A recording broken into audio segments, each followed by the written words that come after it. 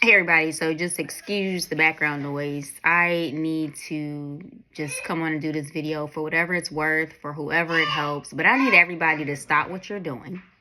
I need you to call and write your senators, begin with your senators, and I need you to call and write your representatives. The behavior coming from the Oval Office is unacceptable. And let me tell y'all how far this has gone. I'm only going to scratch the surface. All of NIH funding has been paused. Let me bring this home. We're talking medical trials. We're talking salaries of faculty and staff and physicians and scientists. We're talking funding for doctoral programs. And we're just scratching the surface. Pausing communications from the Center for Disease Control and Prevention. Listen, I'm all for efficiency, but there is a way to do things. And blowing things up and to figure out what to do is not it. The only people that can rein this behavior in is the Senate. And so I need you all to talk to your senators. This isn't even a partisan thing at this point. This is a humanity thing. These are our lives at stake, the lives of people who depend on clinical trials to live.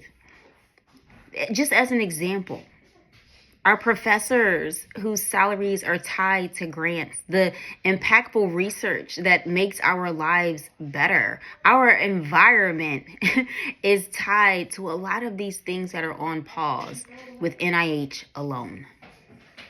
I need you all to take this seriously. So hear me. Call your senator, call your representative, leave a voicemail, and then I need you to follow up with an email.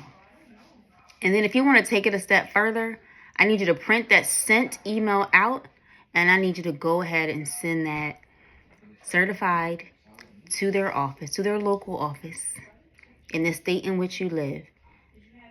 And if you really have time on your hands, go ahead and make a drop by to the office and have the conversation. Let your voice be heard.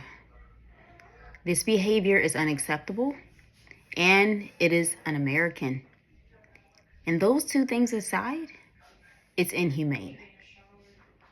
We cannot sit by and ride this wave for the next 3 years and 362 days. We don't have that luxury. We need to do something about it. We elect people to represent our interest, and we expect them to behave accordingly. And right now, what we see does not reflect the collective interests of the United States of America. Let's do this, y'all. Make it happen. Contact your congressional leaders.